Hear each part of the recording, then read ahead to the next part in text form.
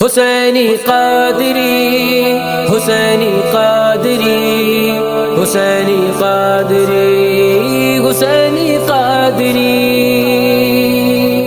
نگاہ مرشد کامل سے ہو عشق مصطفیٰ حاصل، خدا کا قرب دیتی ہے محبت پیر خانے کی۔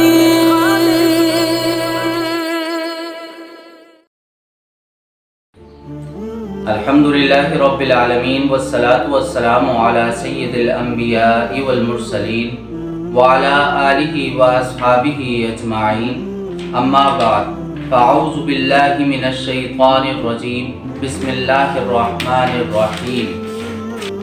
السلام علیکم ورحمۃ اللہ وبرکاتہ۔ میں اسامہ سعید خانقاہ حسینی آفیشیل کے پیج کے ساتھ آپ سب کے سامنے حاضر ہوں۔ عزیزان گرامی، انشاءاللہ العزیز ان قریب رمضان المبارک کا مہینہ شروع ہونے جا رہا ہے، اس لیے آج کچھ اسی کے بارے میں عرض کرنا چاہوں گا۔ ہر مسلمان اس مہینے کے فضائل کے بارے میں کچھ نہ کچھ جانتا ہے، اور خاص طور پر دو ایسے عمل ہیں جن کے بارے میں ہر مسلمان کو علم ہے۔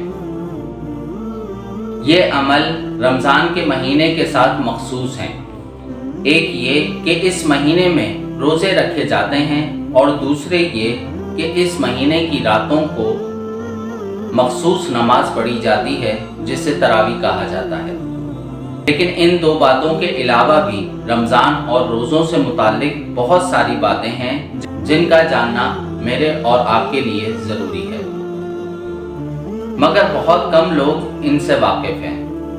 یہ ایک حقیقت ہے کہ شریعت نے جتنی عبادت فرض کی ہیں ان سب کا تعلق طریقت سے بھی ہے، اور یہ عبادات جس طرح شریعت میں ناگزیر ہیں اسی طرح طریقت میں بھی ناگزیر ہیں، لیکن خاص طور پر روزے کا تعلق طریقت سے بہت گہرا ہے۔ اسی گہرے تعلق کی وجہ سے سید الطائفہ حضرت جنید بغدادی رحمۃ اللہ علیہ روزے کو نفس الطریقت یعنی آدھی طریقت فرمایا کرتے تھے، لیکن حضرت دادا گنج بخش رحمۃ اللہ علیہ نے ساری طریقت کو روزے میں پوشیدہ بتایا ہے۔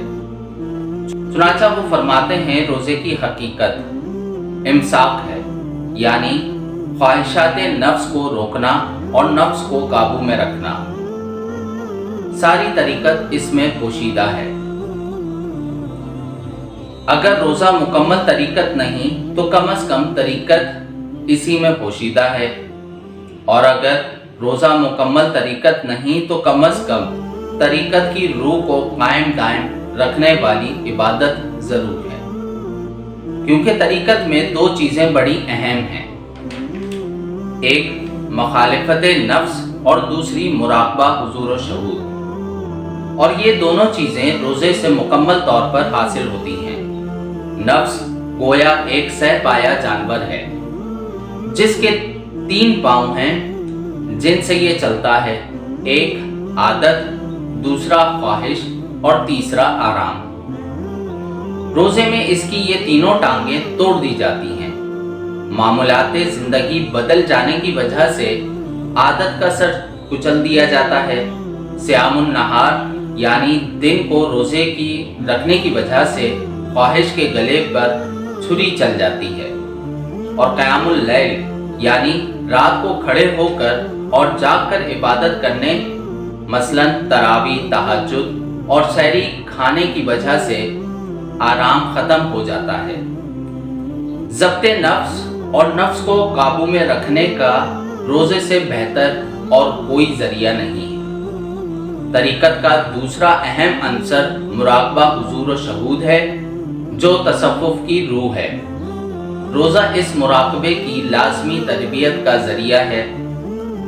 دیکھیے، سخت گرمی کا زمانہ ہے، روزے کی حالت میں شدید پیاس لگی ہے، حلق میں کانٹے پڑ رہے ہیں، گھر میں کوئی اور موجود نہیں، فریج میں ٹھنڈا پانی رکھا ہے، اگر آپ 1 گلاس پانی پی لیں تو کسی کو قطعاً معلوم نہیں ہوگا، سب آپ کو روزہ دار ہی سمجھتے رہیں گے، کیونکہ کوئی آپ کو پانی پیتے نہیں دیکھ رہا، لیکن آپ پانی نہیں پیتے، شدید پیاس برداشت کر رہے ہیں۔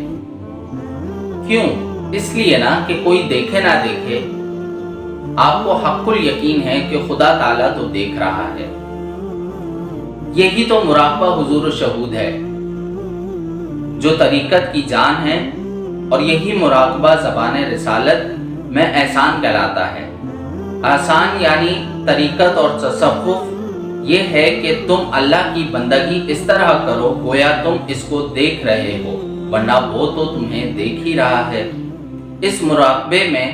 اس مراقبے اور اس استحضار کی تربیت رمضان میں پورے 1 مہینے تک ہوتی ہے۔ روزہ انسان کی ذہنی اور روحانی اخلاقی تربیت اور ترقی کا واحد ذریعہ ہے۔ اس کے بغیر تقویٰ تک رسائی ممکن نہیں۔ روزہ ایک بھٹی ہے جہاں یہ جسم کے فاسد مادوں کو جلا کر خاک ستر کر دیتا ہے، وہیں روح پر جمی ہوئی گرد و غبار کو بھی جلا کر خاک ستر کر دیتا ہے۔ حدیث سے مبارکہ میں آیا ہے کہ روزے میں خالی پیٹ ہونے کی وجہ سے غور و فکر بڑھ جاتی ہے اور حکمت کا دروازہ کھل جاتا ہے، طبیعت میں رسائی، قلب میں نسبت اور رقت بڑھ جاتی ہے۔ اللہ تعالیٰ کا ارشاد ہے، یا ایھا الذین آمنوا کتب علیکم الصیام کما کتب علی الذین من قبلکم لعلکم تتقون۔ مسلمانوں، تم پر روزے فرض کر دیے گئے ہیں جس طرح تم سے پہلے والوں پر فرض کیے گئے تھے، اس سے یقیناً تم میں تقویٰ پیدا ہوگا۔ اس آیت سے جہاں روزوں کی فریضت کا حکم ملتا ہے، وہیں یہ بات بھی معلوم ہوتی ہے کہ روزہ کوئی نئی اور انوکھی عبادت نہیں۔ پچھلی امتوں پر بھی روزے فرض تھے، یہ اور بات ہے کہ مدت اور نوعیت الگ تھی۔ مثلاً کسی امت کو ایام 20 یعنی ہر قمری مہینے کی 17، 14 اور 15 تاریخ کے روزوں کا حکم تھا، اور کسی امت کے لیے خاموشی کو روزہ قرار دیا گیا۔ مثلاً حضرت زکریا علیہ السلام اور حضرت مریم علیہ السلام کا روزہ، اسی طرح کسی امت پر ایک دن آڑ کے روزے فرض تھے۔ مثلاً حضرت داؤد علیہ السلام کے روزے، اور کبھی پورے دن اور رات یعنی 24 گھنٹے کا روزہ تھا۔ اس طرح کہ رات کو سو گے تو روزہ شروع ہوگا، دوسرے دن بھی کچھ کھا پی نہیں سکتے۔ شریعت محمدی میں بھی ابتدائی طور پر اسی طرح کا روزہ فرض تھا، لیکن بعد میں روزے کی موجودہ مدت مقرر کر دی گئی۔ اللہ تعالیٰ کا ایک اور ارشاد ہے، شہر رمضان الذی انزل فیہ القرآن ھدی للناس وبینات من الھدی والفرقان فمن شہد منکم الشہر فلیصمہ۔ رمضان وہ مہینہ ہے جس میں قرآن نازل کیا گیا، جو انسانوں کے لیے سراسر ہدایت ہے اور ایسی واضح تعلیمات پر مشتمل ہے جو راہ راست دکھانے والی اور حق و باطل کا فرق کھول کر رکھ دینے والی ہے۔ لہٰذا جو کچھ اس مہینے کو پائے اس کو لازم ہے کہ اس پورے مہینے کے روزے رکھے۔ یوں تو رمضان کو کئی وجہ سے فضیلت حاصل ہے۔ مثلاً اس میں اللہ تعالیٰ کی رحمت عام ہوتی ہے، مغفرت بے پناہ ہوتی ہے، اور دوزخ سے نجات کا راستہ نکل آتا ہے۔ اس مہینے میں نوافل کا اجر و ثواب فرض کے اجر کے برابر کر دیا جاتا ہے، اور فرض کا ثواب 70 گنا بڑھا دیا جاتا ہے۔ لیکن رمضان کی ایک بڑی فضیلت جو قرآن سے معلوم ہوتی ہے وہ یہ کہ اس مہینے میں قرآن نازل ہوا۔ یہ پورا مہینہ اب جشن نزول قرآن کا مہینہ ہے، یعنی اس پورے مہینے میں نزول قرآن کی سالگرہ ہوتی ہے، اور قرآن بنی نوح انسان کی ہدایت کے لیے اللہ تعالیٰ کا آخری پیغام ہے، جس کی جتنی بھی خوشی منائی جائے کم ہے۔ اس مہینے میں اس نعمت عظیمی کا امین بنا کر اس امت کو خیر امت بنایا گیا۔ انہی فضائل کی وجہ سے اس مہینے کو اللہ تعالیٰ نے اپنا مہینہ قرار دیا، اور انہی فضائل اور برکات کی وجہ سے رسول اکرم صلی اللہ علیہ وسلم کو اس مہینے کا شدت سے انتظار رہتا تھا۔ 2 ماہ پہلے سے آپ اس مہینے کے استقبال کے لیے تیار ہو جاتے تھے۔ رجب کا چاند دیکھ کر آپ دعا فرماتے تھے کہ اے اللہ ہمارے لیے رجب اور شعبان کے مہینے میں برکتیں عطا فرما اور ہمیں رمضان تک پہنچا دے۔ اس مہینے میں شیاطین کو بیڑیاں پہنا دی جاتی ہیں۔ جی ہاں، شیاطین کی یہ قید ہمیں نظر نہیں آتی، لیکن اس کے اثرات ضرور محسوس ہوتے ہیں۔ اسی قید کا تو اثر ہے کہ گناہ کے تقاضے ختم ہو جاتے ہیں اور نیکیوں کا عام رجحان پیدا ہو جاتا ہے۔ ہر مسلمان چاہتا ہے کہ وہ زیادہ سے زیادہ نیک کام کر کے اجر و ثواب حاصل کرے۔ تو عزیزان گرامی، نفلی عبادتوں کا اہتمام زیادہ سے زیادہ کیجیے، تلاوت قرآن پاک کیجیے، صدقات اور ذکر کی کثرت کریں، دعائیں زیادہ سے زیادہ مانگتے رہیں، استغفار بکثرت کرتے رہیں۔ یہ قبولیت دعا کا مہینہ ہے، دعائیں زیادہ سے زیادہ مانگیں۔ مختلف اوقات میں اللہ تعالیٰ کی رحمتیں نازل ہوتی رہتی ہیں، سحر کے وقت اور افطار کے وقت، خاص طور پر تہجد کے۔ اگر آپ عادی نہیں ہیں تو اس مہینے میں اس کے عادی بن جائیں۔ تہجد کا عادی بننے کے لیے رمضان بڑا اچھا موقع فراہم کرتا ہے۔ تہجد کا وقت آغاز فجر تک رہتا ہے، فجر سے پہلے سحر کا وقت ہے۔ اسی وقت سحری کھائی جاتی ہے، تو جس کے لیے لازماً اٹھنا ہوتا ہے۔ اسی میں کچھ وقت نکال کر کم از کم 4 رکعتیں تہجد پڑھ لیا کریں۔ فرض نمازوں کے بعد یہ سب سے افضل ترین نماز ہے۔ طریقت میں اس نماز کا خاص اہتمام کیا جاتا ہے۔ یہ نماز بندے کو اللہ تعالیٰ کے ساتھ تخلیہ فراہم کرتی ہے۔ یہ راز و نیاز والی نماز ہے۔ بندے کا اللہ تعالیٰ سے براہ راست تعلق قائم ہوتا ہے۔ اس موقع کو ہرگز ضائع نہ کریں۔ بڑی کوتاہی ہوگی اگر اس وقت میں آپ کو توجہ صلاۃ التسبیح کی طرف مبذول نہ کروں۔ اچھی طرح ذہن نشین کر لیجئے، یہ ایک نہایت انقلابی نماز ہے جو صرف آدھے گھنٹے میں دنیا کے بڑے سے بڑے گناہ گار کو بھی اللہ تعالیٰ کا مقبول بندہ بنا دیتی ہے۔ یہ نماز کم از کم ہفتے میں ایک بار تو ضرور پڑھنی چاہیے، اور خاص طور پر رمضان میں اس سے غفلت برتنا تو بڑی محرومی اور بدنصیبی کی بات ہوگی۔